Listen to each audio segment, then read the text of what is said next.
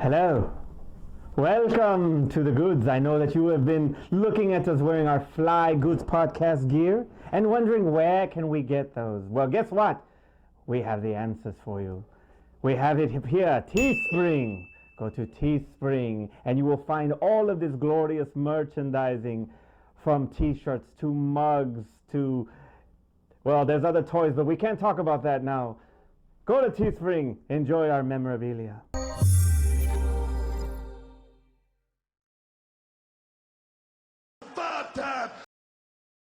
And we're back on Flash. No substance. So today's top 5 is the top 5 Outbreak films. Yeah. Now, we do have a serious situation going on with the coronavirus, and we don't mean to capitalize on anything like that, but that's not what we do. But it is very relevant to what's going on out there in the world, and there are actually some pretty good films where there is outbreaks involved. Right. So Terrence, go first. All right. So I try to not make this a top 5 zombie film. So I picked Which I have a feeling you failed. No. I think I did a good job. I failed. You failed. I failed. / zombie films. So we're gonna see how this works out. Number 5. Number 5. All right. So number 5, I went with Cabin Fever. That's a good film. Cabin Fever is a really, really great film, and it's one of the things where, like, you don't even know what it is. It's just something that's just totally flesh-eating. Flesh. It's Ebola. It's a zombie thing. It's in your head, because they kind of play with it back and forth, and it's like when they start to see stuff, then it's like, are you really infected? And then this whole thing about, like, they play on the words about being trapped in some place, and then just kind of like losing your mind. But they all become infected. They all die. Even the guy at the very end who survives, he dies. That sucks. But the movie's a really great horror film. They really wore it out by going Cabin 2, 3, 4, and 5, and however many sequels they made to this film. But the very, very first one's probably the best one that went on, especially if you're a horror film. And if you could deal with like body horror and a lot of the grossness that happens, you will really eat this one up. I got disgusted, but the film was a good film, and I can't deny that one. And you got to give credit to Eli Roth. This is one of his first films, and he was absolutely fantastic in this movie. I mean, that was a really good stepping stone as far as his horror career. And shout out to Serena Vincent. All right. Because it's Serena Vincent. Oh, God bless. I'm going to make a change real quick because I had this lower. I'm going to move it up. Number 4. Yeah, number 4? Number 4. Number 4. This is going beautiful. Yeah, I know. God, I got to get my numbers right. Number 4! Number 4. Again. Number 4 is actually going to be 28 Days Later.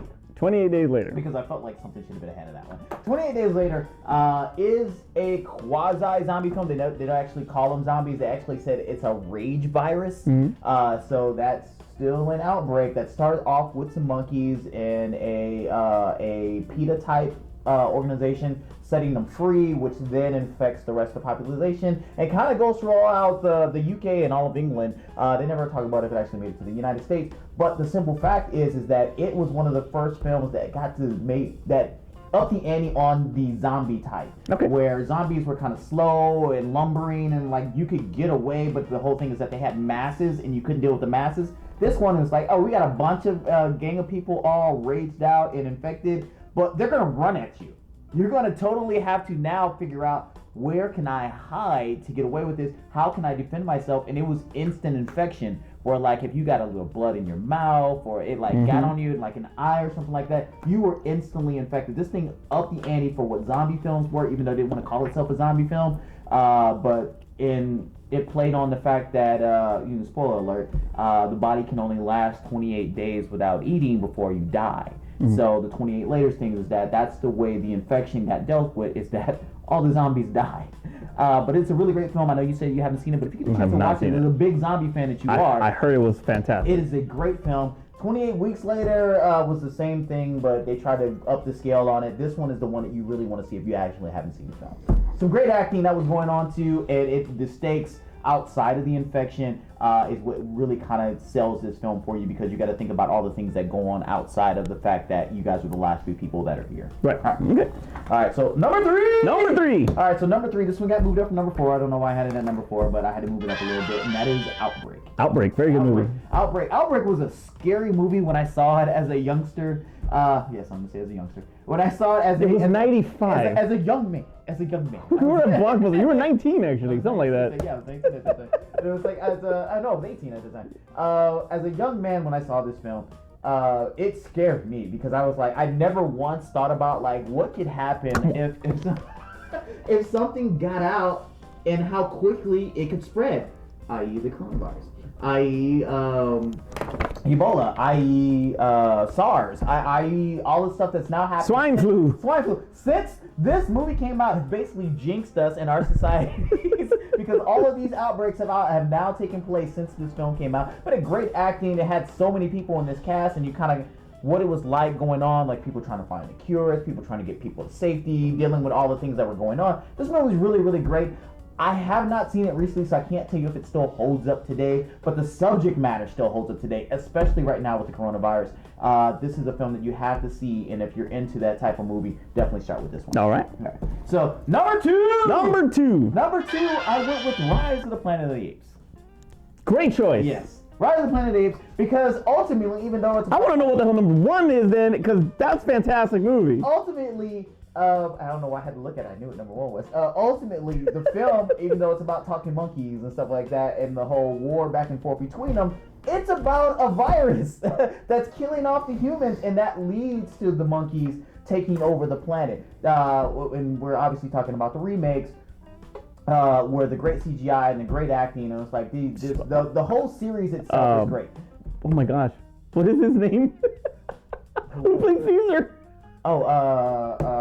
Now you make me forget. I'm not the guy who remembers names, but the guy who does all of the CGI stuff. Andy Serkis. Thank you. The circus guy. Andy Serkis. I love you. The circus guy. The circus guy. That's what you want. You want to go to the circus? We go to the circus. A great performance from his aspect. Portraying Caesar. The movie was a big step up from all the old Planet of the Apes films. Absolutely. But like I said, it's based on the fact that it's a virus that is killing humanity, and that we're no longer going to be the top species of the planet. Watch it if you haven't seen it. I feel like everybody in the world has already seen this film, but definitely start with this one when you're getting into the series.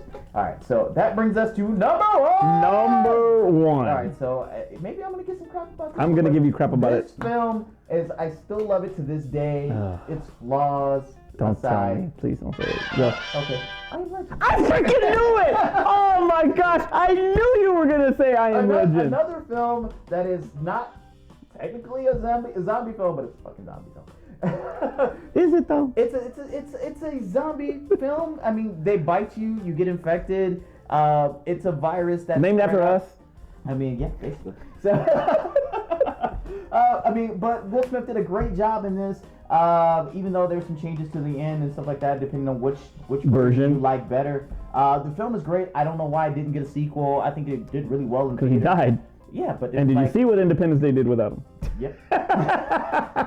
That is why I did not get a sequel. But the film is great. I feel like everybody should have probably seen this one, but if you haven't, like I said, Will Smith did a great job because he had to carry this film by himself. Yep. This is his Castaway. His Castaway. That's exactly what I was gonna say. This is his Castaway. It's like the 70% of this movie is just Will Smith by himself with a dog. Watching Shrek 2. Watching Shrek 2, talking to mannequins. So if you can deal with that, and if he can sell you and keep you interested and involved in a film that's just really that, I'm gonna have to see it again. You have to watch it again, just like Tom Hanks kept us interested with a Wilson volleyball. He kept us interested with just him talking to mannequins. So hey, watch this film if you haven't seen it. That is my top. That's a good one. And my number 5 starts with I Am Legend. Number 5. Number 5. This is your Batman at 5. This is my Batman at 5. You know what? I do like this movie a lot. I do think that his performance was absolutely amazing. And you're right. The thing that made it to 5 was the CGI. It's dated. The CGI is very dated, but even at that time when it was brand new, it was still dated.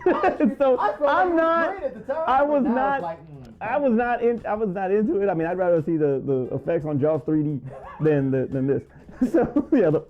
So I'm going to have to go with it at 5, but really solid performances. The dog was freaking awesome. It was basically Jerry Lee from K9. I loved it. It was awesome. Why I hate movies about dogs, because all it is, your dog's loyal, then your dog dies. It's like, Number 4. Now you want to talk about the realism when it comes to something like this, and that movie is Contagion. Oh yeah. Contagion with Matt Damon, Kate Winslet, and Gwyneth Paltrow is probably one of the most realist and relevant to what's going on out there right now. Not to this extreme, obviously, but to that extreme, I mean. But it was really a really scary film in a lot of ways, and it was very well acted. So great cast. It was out in 2011, and it still holds up. So I thought it was pretty damn good. No, it was good. It didn't quite make my list. I actually went back and forth with that one. Yeah. If I would have seen 28 Days Later, it would have probably been enough. Number three is also Outbreak, and let's just do away with all the monkeys because we got some problems. But we still have a center that tests on monkeys here, right? yes, I think we do. I don't know. No, they closed it. They closed it. Okay. Yeah, I think they closed that. So but anyway, done with the monkey contagion. There will be no outbreaks in San Antonio except for the coronavirus. but you want to talk about that cast? You got Dustin Hoffman, Rene Russo. Yeah. You got a lot of big name actors in there, and it's Kevin Spacey. I know Pariah, but still good film with all those guys. And before Contagion, that was like very real. Yeah. So, but That scared young Terrence. yeah, it scared young Terrence. Yeah. So if you have not seen it, go back, check out Outbreak. It's a freaking awesome movie. All right, number two. Okay, number two. I am gonna go. I'm gonna go zombie a little bit. I'm sorry, but I gotta go Wreck. Quarantine, but the Spanish version. Yeah, okay. The original. You got Quarantine. This is the original Spanish film, which I don't know why I did not put this on my foreign language film. I'm an idiot. I didn't realize until after. So go back to my top 5 of foreign language films and put that in one of the top 5 because that movie is freaking amazing. It is awesome. I've actually never seen it. I stopped because I watched all of the VHS ones, and when I saw that come up, I was like, it must be just like VHS. I never actually saw the film. Yeah, and VHS was not that good, but this movie, damn, it was really, really solid. Rec 2 is like, it's not really that good. It's kind of not really watered down, but they overdid it with Rec 2. But Rec 1 was just amazing. You got to check out Rec 1. All right, number 1. It's Rise of the Planet of the Apes. All right. Like Terrence said, it's not, you think Rise of the Planet of the Apes, all you think about is the apes, right? But in reality, the vaccine or the cure that is actually, that they're trying to use to help with this virus that's going out, is the side effect is that it's making the chimps smarter. Right. Kind of like Debussy. In a way, right? In a way, right? Yeah. So, a weird comparison. but it's true. But it's true. It made the shark smarter, right? Anyway, but yeah. So, but it is an outbreak. It is killing all of the humans. They cannot take they can't take the same as what the apes can, and the apes are actually becoming smarter because of that thing. And very, very well acted. One of the few performances from James Franco that he's not asleep. That's what I forgot to mention. That he's not asleep in the movie. He doesn't look like he's high. Did a great job in it. I loved him. He was such a you felt really bad for James Franco, and it was like he just want to take care of his monkey, man. Yeah, man, like BJ and the Bear. Yeah, he just want to take care of his monkey. All this stuff happens. Like right turn, Clyde. Like every which way but loose. They should have gave him a Forest Ghost and War for the Planet of the Apes. They should have.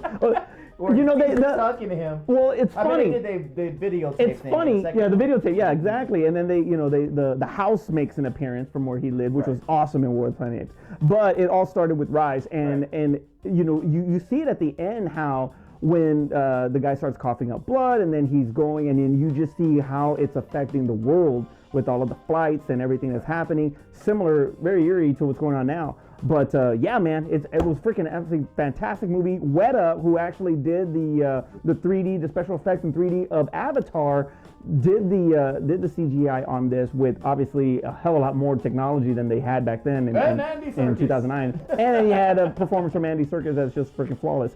Why motion capture is not eligible for Best Actor, I have no idea. But regardless, we got to nominate him for the goodie. But anyway, all right, so. That was my number 5. Honorable mentions. Honorable mentions, because you mentioned Quarantine. I forgot to put Quarantine on there. Quarantine. Jennifer Carpenter. All right. Quarantine. I also put World War Z. Okay, good. I did put Contagion on there. It didn't quite make it, like I said. Carriers. I have not seen Carriers. What is that dude's name? Pine. Is that Chris Pine? Yeah, it is. It's Chris Pine. Is it Chris Pine? On Carriers? I thought it was the dude from No, it's the guy that looks like Chris Pine. It's Chris Pine. Is it Chris Pine? Yes. God dang it. Maybe. All right. Anyway, go ahead. I'll tell you right now. You keep going. Go ahead. Was the 12 Monkeys? In essence, even though it was a time traveling film, it's about a virus that. Well, he's going back in time to prevent it. Yeah, to stop it. So 12 Monkeys, Quarantine, Contagion, and maybe the Chris Pine list. Carriers. Chris Pine. It is Chris Pine? Yes, it's Chris Pine. What's that dude that looks like Chris Pine? What is his name? He was in like a Chris Evans. Chris Hemsworth. He was a sheriff in like this sheriff TV show and What else was he in? What movie was he in? I'll link it down. No, screw that. I gotta know. What was his God? Just tell me what was the TV show. I don't remember the name of the TV show, but I swear to God, He was a sheriff. He was a sheriff. Never mind. Now just put it on. Yeah. I give up with you. No. I'm trying to think. He was in another. He's in a bunch of TV shows. Well, he's obviously wrong because it's Chris Pine. Yeah, I know. It's freaking Captain Kirk. No, is in Carriers. I'm gonna put it up, and then you're gonna be like, "Oh yeah, that guy. He does kind of look like Chris Pine." Yeah, and I'm not gonna say, "Oh, there it is," because you never put the effing graphic up, and I look like an idiot saying, "Oh, there it is," and there's nothing there. Don't do that. When I do it, I put the graphic. Well, all right. My honorable mentions actually starts out with Resident Evil. I give it that. Resident Evil. I hate the Resident Evil film. World War Maybe Z. the first one. Yeah, that's what I said. Number one. Okay. World War Z, also, I got that one. Quarantine, Cabin Fever, 28 Days Later, strictly because of I know that it's a virus. I've never seen the movie, but I know what's going on, so okay, cool. Okay, now I want to throw this one at you. Invasion of the Body Snatchers. Does that count? But does it count as an outbreak because they're taking over, like, you know, or even demons? You get scratched and you become a demon. So do those movies more than Invasion of the Body? Okay, then demons. Because even in Demons, you're like, how does that make sense? It's like you get scratched. Yeah, you scratch, you become because of freaking the dirty nails again. Yeah, they got. Like, everybody know, like, you know, if demon comes scratching you, you become a demon. Exactly. That's how it works. That's how it Hey, works. would a werewolf film count as an infection? Would a werewolf? That's very true. Yeah. American Werewolf in London. Would a vampire film count as an infection? I'm gonna say yes. They get bit, right? It's almost a sexually transmitted disease. Exactly. That's freaking disgusting. But all right, Terrence, take us home on that note. That's amazing. All right, so like we always say with the top fives, make sure you put your list in the comments below, whether if it's an amalgamation of what we got going on right here, or you guys have 5 totally new films that we didn't actually cover, which with our honorable mentions you probably did. So, also too, if this is the first time you're on the channel, make sure you go and click the like button and the subscribe button, as well as the notification button, so that way you know about all the other videos that we do on the channel. We've been pumping a lot about the t-shirts and the Patreon. So, if you haven't gotten the t-shirt yet, trust me, go get a t-shirt. If you haven't donated to Patreon, I haven't gotten one yet. Bad example. Please donate anything from $1 on up from Patreon to help us get better. So. All right. For anybody affected with coronavirus, we pray for you. We hope that everything works out. I hope that you find your cure. Everything's going to be okay. Stay strong. Stay positive. And like the Chinese states, stay inside the house and watch porn. Okay. For Aspen in college and Art, wherever the hell he's at, I'm Manny. Okay. And we'll see you. Real quick, if you're still here, because we do these into the video little blooper things. If you're still here, look down. There's a link here for Patreon. If you guys like the show, please give us money. We'll take a penny. We'll take a nickel. We'll take a dime. We'll take $1.